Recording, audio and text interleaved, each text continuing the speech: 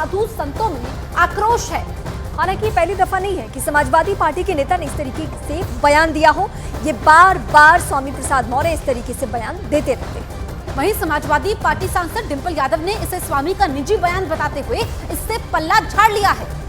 तो समाजवादी पार्टी ने किनारा कर लिया है इस बयान से। हालांकि इसके पहले अखिलेश यादव ने सख्त हिदायत दी थी किस तरीके से स्टेटमेंट आप नहीं दे सकते। अयोध्या में भव्य श्री राम मंदिर के प्राण प्रतिष्ठा की तैयारियां जोरों पर है। मेहमानों को निमंत्रण भी भेजा जा रहा है और पूरी अयोध्या अपने मेहमानों के स्वागत के लिए तैयार है। हर किसी को 22 जनवरी को होने वाले प्राण प्रतिष्ठा कार्यक्रम का इंतजार है। इस बीच मामले में सियासत भी हर दिन तेज हो रही है।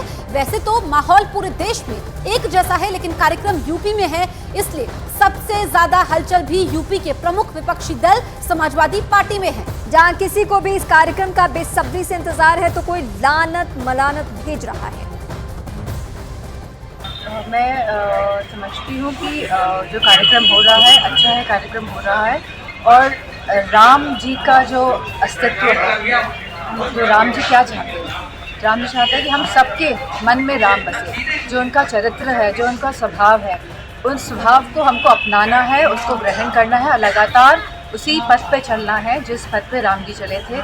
जो सच्चाई का पथ है, जो ईमानदारी का पथ है, जो सबको मिलकर चलने का पथ है। तो मेरा मानना है कि सभी देशवासियों को राम जी को ग्रहण करने का समय सही समय। क्या 22 जनवरी को आप जाएंगे अयोध्या? अगर निमंत्रण आएगा तो जाएंगे। निमंत्रण रामलला ट्रस्ट की तरफ से, और अगर नहीं आएगा तो भी जाएंगे, बाद में जाएंगे। अयोध्या में होने वाली प्राण प्रतिष्ठा कार्यक्रम का मार्क्सवादी कम्युनिस्ट पार्टी ने बहिष्कार कर दिया है। सीपीएम नेता वृंदा करात ने कहा कि उनकी पार्टी प्राण प्रतिष्ठा कार्यक्रम में शामिल नहीं होगी। नहीं, हमारी पार्टी नहीं जाएगी।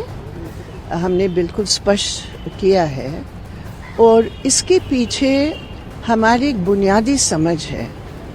हालांकि धार्मिक भावनाओं की हम पूरे कदर करते हैं और पूरे देश में एक धार्मिक भावना होती है, उसका भी हम कदर करते हैं।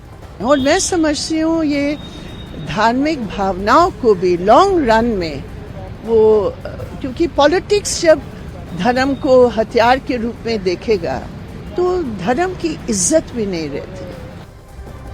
वृंदा करात के प्राण प्रतिष्ठा कार्यक्रम के बहिष्कार पर बीजेपी ने हमला बोलते हुए कहा कि उन्हें राजनीति नहीं बल्कि राम मंदिर से नफरत है।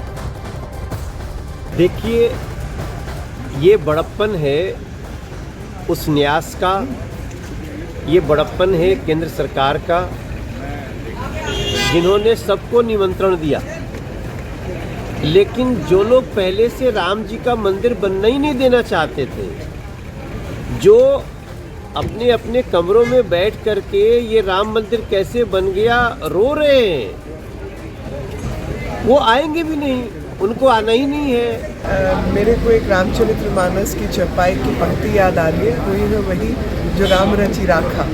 तो जो हरी इच्छा न्योता सबको गया है, लेकिन पहुंचेंगे वही जिनको राम चाहेंगे। एक तरफ डिंपल यादव अयोध्या जाने के न्योते का इंतजार कर रही है तो दूसरी तरफ उन्हीं के पार्टी के विधायक स्वामी प्रसाद मौर्य ना सिर्फ बीजेपी पर हमला बोल रहे हैं बल्कि कई सारे सवाल उठा रहे हैं। वो पूरे हिंदू धर्म पर ही निशाना साध रही है। स्वामी प्रसाद ने बीजेपी पर राम मंदिर की मार्केटिंग का आरोप लगाया, साथ ही हिंदू धर्म को ही धोखा बता दिया।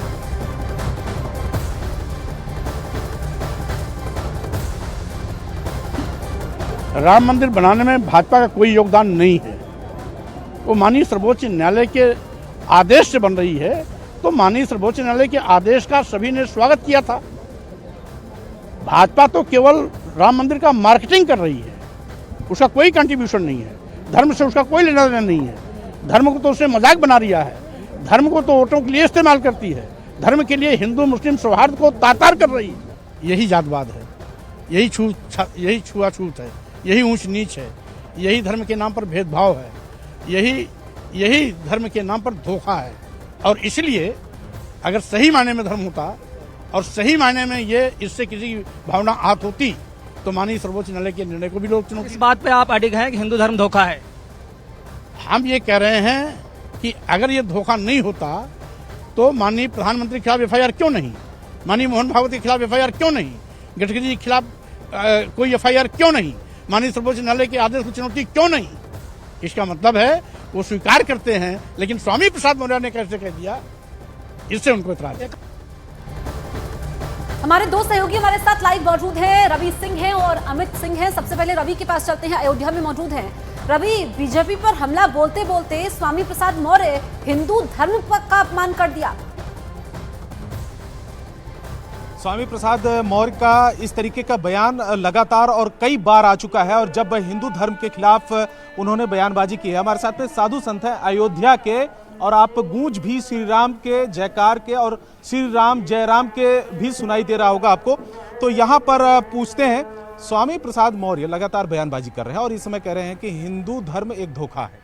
जी देखिए, स्वामी प्रसाद मौर्य की आदत हो गई इस प्रकार की अनर्गल और अनैतिक टिप्पणी सनातन धर्म पे लगातार करने की। कभी वो रामचरितमानस चला देते हैं, कभी हिंदू धर्म के बारे में अनर्गल अनैतिक बात करते हैं। वो एक राष्ट्रीय राजनीतिक पार्टी के उच्च पदाधिकारी है। उनकी पार्टी के सीनियर नेताओं को चाहिए कि उनके खिलाफ सख्त एक्शन लेते हुए उनको निलंबित किया जाए। इस प्रकार भारत एक लोकतांत्रिक देश है, आप किसी भी धर्म के प्रति इस प्रकार की हरकत, इस प्रकार की बातें कदापि नहीं कर सकते। ये तो जी बहुत गलत बात है। अगले महीने यहाँ पे राम मंदिर का उद्घाटन होने वाला है। ये प्रधानमंत्री मोदी जी और योगी सरकार की एक बहुत बड़ी उपलब्धि है। उनकी सरकार में कोई ऐसा काम नहीं हुआ, उन्होंने खाली मजहबी और दंगे कराए हैं, फालतू के कार्य कराए हैं। वो एक तरीके का राजनीतिक आकर्षण पाने हेतु सनातन धर्म के विषय में अनर्गल टिप्पणी करते रहते हैं। वो एक तरीके से मानसिक संतुलन खो बैठे हैं। आप क्या मानते हैं? ये बहुत से गलत बात उन्होंने कहा है, क्योंकि उनसे खुद पूछना चाहिए अपनी माँ बाप से कि हम किस धरती पे पैदा हुए हैं, कि राम की धरती में पैदा हुए हैं, कि पाकिस्तान की धरती में पैदा हुए हैं, कि अमेरिका की धरती में पैदा हुए हैं। पहले तो वो पूछें। जो उन्होंने कहा है रामचरितमानस को जला देते हैं और कहते हैं हिंदू धर्म राम ढकोसला है। राम क्या है? राम सबके हैं। मरने के बाद उनको भी जब चार कंधों पे ले जाया जाएगा ना, तभी उनकी बिरादरी कहेगी राम नाम सत्य है, कि जो सत्य हमेशा अधूरा नहीं रहता है। ये देखिए, यहाँ पर साधु संत और लगातार स्वामी प्रसाद मौर्य के बयान पर रवि, वहाँ आम लोगों में भी गुस्सा है जिस तरह का बयान उनकी तरफ से दिया गया है। आपके पास हम लौटेंगे, लेकिन इस बीच स्वामी चक्रपाणी ने स्वामी प्रसाद मौर्य के खिलाफ कड़ी कार्रवाई की मांग की है। स्वामी चक्रपाणी ने यूपी के सीएम योगी आदित्यनाथ से अपील की है कि स्वामी प्रसाद पर बुलडोजर एक्शन लिया जाए। ये भाषा बोलता है जिससे कि हिंदू नाराज हों, यानी ब्राह्मण नाराज हों और सभी लोग नाराज हो जाएं, इसलिए सबको नाराज करने के लिए बोलता है। जबकि स्वयं अखिलेश जी ने कहा कि नहीं, किसी भी जात, किसी भी धर्म और किसी भी बात का मौर्य जी आप इस प्रकार की भाषा नहीं बोलेंगे। उसके बाद भी बोल रहा है ऐसे मूर्ख को, जैसा कि राम भद्राचार्य का है, मूर्ख है, ज्ञानी है, इसको किसी प्रकार ज्ञान नहीं है, इसलिए उटपटांग बोलता है। ऐसे उटपटांग बोलने वाले की कोई महत्व नहीं है, और जो बोलता है सब झूठा बोलता है।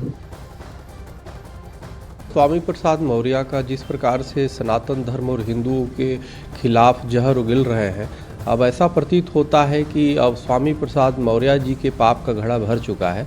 अब उस घड़े पर बुलडोजर चलाने की आवश्यकता है। मैं माननीय मुख्यमंत्री योगी आदित्यनाथ जी से मैं आग्रह करता हूं, निवेदन करता हूं कि अब जल्द बुलडोजर चलाए। आखिर कब तक किस चीज़ का इंतज़ार कर रहे हैं? इतने दिनों से विष वमन कर रहे हैं स्वामी प्रसाद मौर्य जी। उनके राष्ट्रीय अध्यक्ष समाजवादी पार्टी के माननीय अखिलेश जी कार्रवाई अभी तक नहीं कर रहे हैं, बल्कि ऊपर से प्रमोशन उनका कर दिया हिंदुओं के खिलाफ बोलने के। और अब मुख्यमंत्री से आशा है, हम चाहते हैं कि पाप का घड़ा इनका भर चुका है, अब इस पे बुलडोजर चलाया जाए और इनकी पूरी संपत्ति को सील किया जाए।